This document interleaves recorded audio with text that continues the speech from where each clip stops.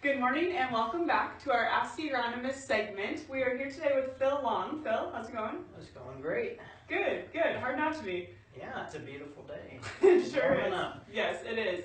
So today we have something exciting on the docket. We are going to be doing kind of a follow-up from last week, but give our audience a view from in the cab with the technology. Yeah. So kind of a follow-up to last week. Talked about variable rate seeding. Now we're going to show how it's done. Okay, using sounds an good. iPad. All right, well, let's get started. Here we have Phil's iPad projected onto the big screen for easy viewership. And this is really what the farmer, or if you're writing prescriptions, you would see, and we're going to show how to get started. Yep. Yeah. So if you have a climate subscription, you know what the apps look like on your screen, and we're going to start with the Climate Field View app, which is that black and orange one there. So we'll jump right in. And to start with, you'll see the dashboard layout, all your information there on the screen. And to get started into writing a planning prescription, we're going to go to the bottom taskbar there. You can see in the center that says prescriptions, that RX. So once you get into the prescriptions page, at the top, very top of the screen, you see two different things. It's fertility and planting. So in the Climate Field View Plus subscription, you can actually create your own fertility prescriptions as well. So P and K and Lyme are also included in the Plus subscription, but we're going to focus on the planting. So you can see planting is highlighted. I'm going to scroll down here. You see the field list. I'm going to scroll down and grab a field to create a prescription on. And so you can see I pulled this field up, and I actually have a prescription already wrote here. So we're going to go up and do another one. We're going to create new at the very top of the screen.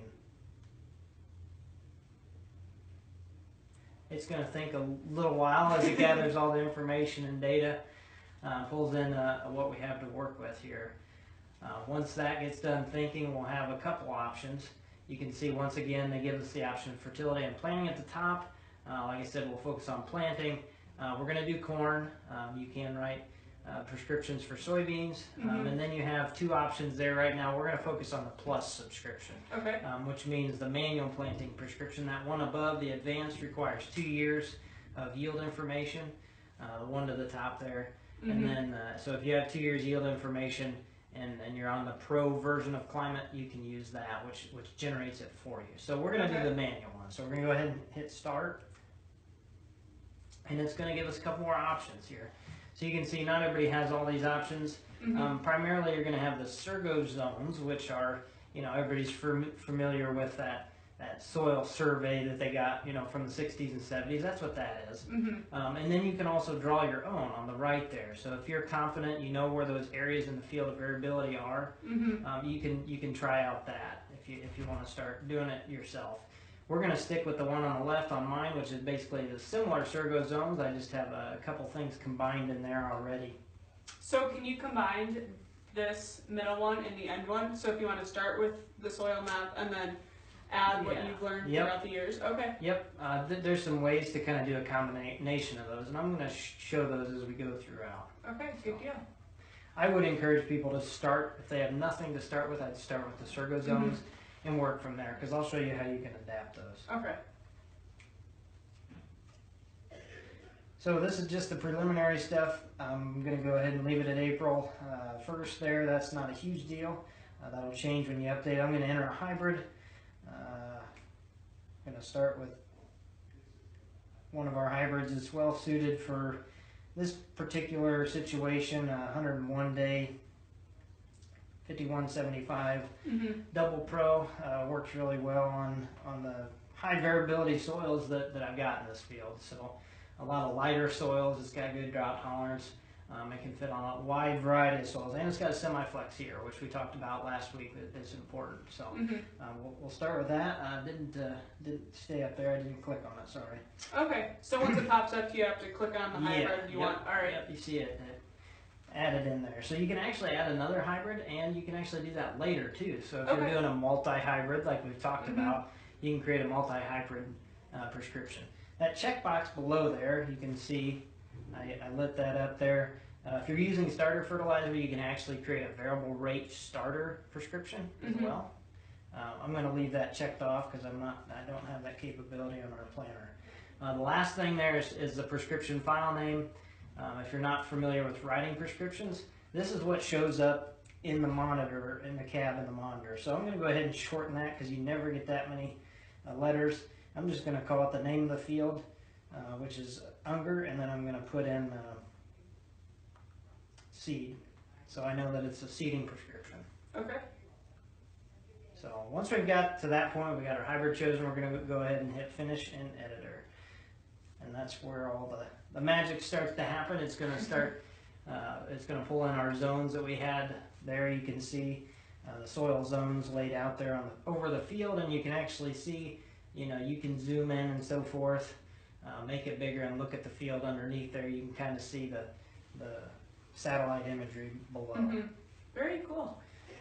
So on the left side here, just to kind of give you the layout, you see the hybrid at the top left of the screen, and then there's a prescription settings. I'm going to click on that really quickly here just to show everybody. Once again, that takes us to the screen we were at before. So okay. If you do want to add another hybrid, there's that option, or add back in that starter fertilizer. Mm-hmm. This also gives you the summary at the bottom, which you'll have when you're done as well, to give you kind of the average population, number of bags, that kind of thing. Okay. So we'll jump back into it, and when we talk about variable rate seeding, a few things I mentioned last week was pay attention to the variability in your field. So This is a really great example of a field. Like I said, the reason I picked that hybrid is to match some of the more tough soils, the more droughty soils in this field. So if you actually see, I'm going to go ahead and click on highlight. It highlights a couple soils. So it shows you zone 5. That's a specific soil type from that Surgo soil map. That is actually a very, very hilly field, and that's kind of a ridge that runs across the screen there. Mm-hmm. But then you also see a couple other soils, which I'll highlight here on the side, are not combined. So this is the part where you can do a lot of alterations for your prescription, because to me, I treat those similar.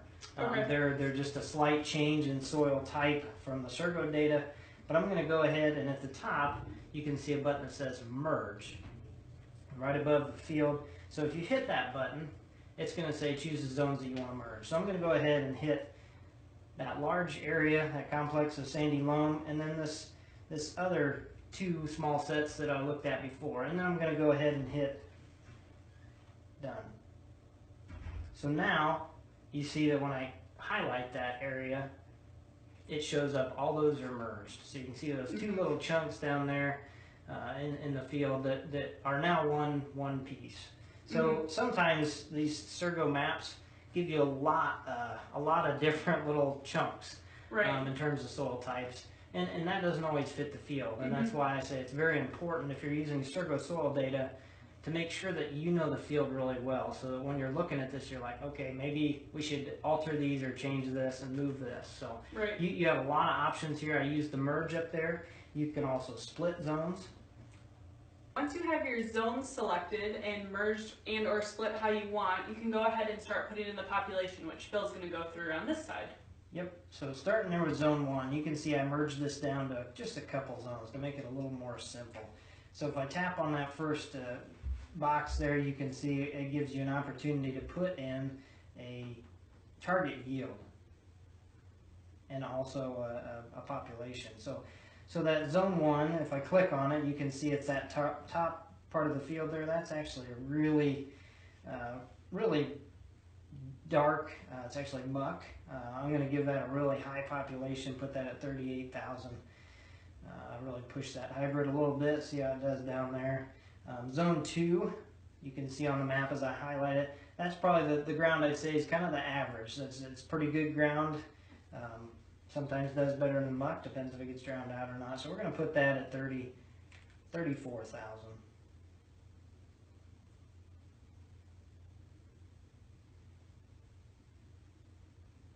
And then this last zone here, you can see that's our sandy stuff, all that white in between there. So I'm going to go ahead and drop that way down. I'm going to put that at, let's just say 27,000. And last week we talked a little bit about the ranges of what to increase or decrease your population by. Yeah, so these hold true. These may seem dramatic, but yeah, definitely move more than just 500 to 1,000.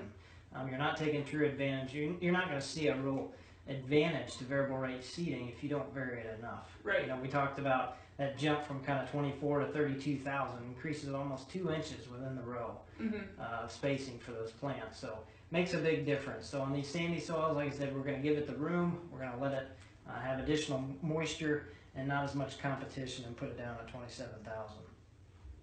So once we get that done, you can see we're all colored. You can see the different seeding rates there, and you can look on the map. But one last thing I wanted to point out, we talked about merging and splitting, and there's one more thing at the very top there. It says draw. So we click on draw and put polygon. You can actually put your own polygon in here just by tapping on the screen with your fingers. So I've created a box that's probably a little big, but for those guys that want to check, you know, against the practice that they're currently doing to see if that variable rate seeding is going to provide them a benefit, this is how you enter your current practice. So I'm going to go ahead and hit done. And then once it's established in there, you see how it's a shaded zone. So now you'll see that red spot still in there. The reason that that's not actually shaded is because that's not part of the field. So that doesn't count, but the shaded area there, you can see it adds another zone to the left-hand side over there. So then you can go in and you can add one more seeding rate.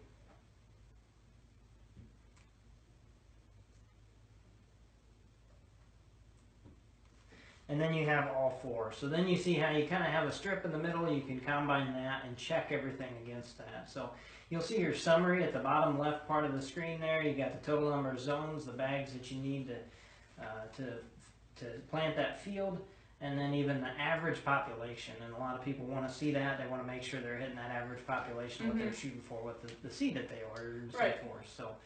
So that kind of simplistic viewpoint of how to manually create your own seeding prescription. The only other thing I think is important to note is at the top of the screen you see the export button, and that will export it to your monitor basically. If you hit that, it will tell you that you can send it to My John Deere, things like that. If you need another kind of file type, you'll have to go on to the actual online version of this is the app, so you have to go online, then you can export it. But it's already in the app itself, so then if you use your iPad in the cab with a precision planting type of monitor 2020, you don't have to do anything else. It's already in there. Okay, so do you have to click save before you export? Yep. Okay. You want to hit save,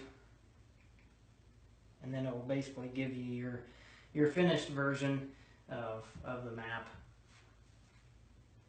So then once you hit save, all you need to do is hit that export button and export it for your specific file type and monitor. So that's the simple way of going about manually creating a variable rate seeding prescription. You can exit out of it then, and you finish that one, and then see it in the lineup there. That's where it's at. All right, well, that wraps up our Climate Field View tutorial for the week. Thanks for joining us, Phil. Yeah, no problem. Hopefully they learned a little bit, and if nothing else, they can always rewatch it. All right, and always give you a call with any questions. I'm sure you'd be happy to help. Yep. All right, well, thanks for our viewers for tuning in, and have a good day.